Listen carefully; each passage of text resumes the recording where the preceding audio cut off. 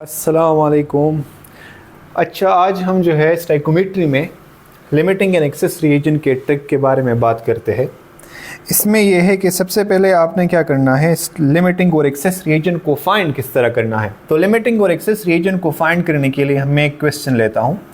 Suppose करें हमारे पास क्या है, क्वेश्चन है आपको दिया गया है कि 5 moles of nitrogen react with 8 moles of hydrogen. Find the limiting reagent. Find the limiting reagent. आपने limiting reagent को किस तरह फाइंड करना है? तो limiting reagent को फाइंड करने के लिए क्या है, बिल्कुल इजी है। सबसे पहले आपने केमिकल रिएक्शन लिखना है। तो N2 plus H2 give us 2NH3। Balance करने के लिए यहाँ पर हम 3 लगाएंगे। अब देखें, जो कम है, एक हमारे पास 5 है, 5 मोल्स है, और एक है 8 मोल्स।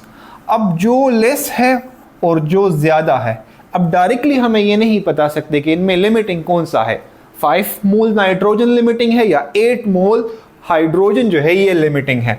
इसको हम डायरेक्टली जो है मालूम नहीं कर सकते। इसके लिए क्या करना है, आपने सिंपली ये करना है कि 5 मोल्स है, 5 अपने रेशो निकालना है, इसके साथ यहाँ पर 1 होता है, इसका स्टाइकोमेट्रिक रेशो है 1 या कोएफिशिएंट जो है वो 1 है।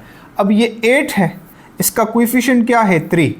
अब इसको हम डिवाइड करते हैं तो इससे हमारे पास क्या आएगा, इससे हमारे पास आता है 5, और इसको जब हम डिवाइड करते हैं तो 3 2s are 6 एंड 2.6 तकरीबन 2.6 आता है, इससे 2.6। अब देखें, रेशो से हमारे पास किसका रेशो ज़्यादा आया, नाइट्रोजन का रेशो ज़्यादा आया, और किसका रेशो कम आया, हाइड्रोजन का रेशो कम आया। इवन दो हाइड्रोजन के मोल्स 8 है, नाइट्रोजन के मोल्स 5 है, लेकिन इसका रेशो कम आया।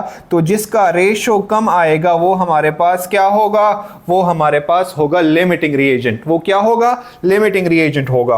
और जिसका रेशो ज़्यादा आएगा वो हमारे पास क्या होगा, वो होगा एक्सेस रिएजेंट होगा। ठीक है। अब इन केस आप पूछते हैं कि यहाँ पर हमें जो है मोल्स में नहीं दिया गया है, हमें मास दिया गया है 28 ग्राम ऑफ नाइट्रोजन, एंड इसके साथ साथ हमें दिया गया है 10 ग्राम ऑफ हाइड्रोजन।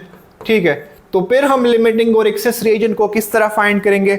इस केस में लिमिटिंग और एक्सेस रिएजेंट को फाइंड करने का सिंपल मेथड ये है कि आपने क्या करना है, सबसे पहले मोल्स को कन्वर्ट करना है किस चीज में, मास में। और किस तरह फाइंड करेंगे, फाइंड करने के लिए mass, given mass divide by molar mass. Similarly इसके भी नंबर ऑफ मोल्स आप कैलकुलेट कर सकते हैं। तो इसके मोल्स हमारे पास 1 आएंगे, और इसके जो है हाइड्रोजन का एटॉमिक मास क्या है 2। 10 को 2 पर डिवाइड करें तो हाइड्रोजन के जो मोल्स आते हैं वो 5 आते हैं। इसको स्टाइकोमेट्रिक रेशो पर डिवाइड करें, इसके स्टाइकोमेट्रिक रेशो क्या है 1 है, तो इससे हमारे पास 1 आया।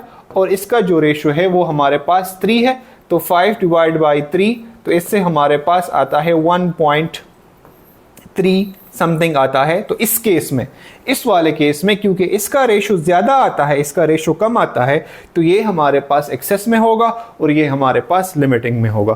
तो ये जो है क्या है, ये लिमिटिंग और एक्सेस रिएजेंट का ट्रिक है।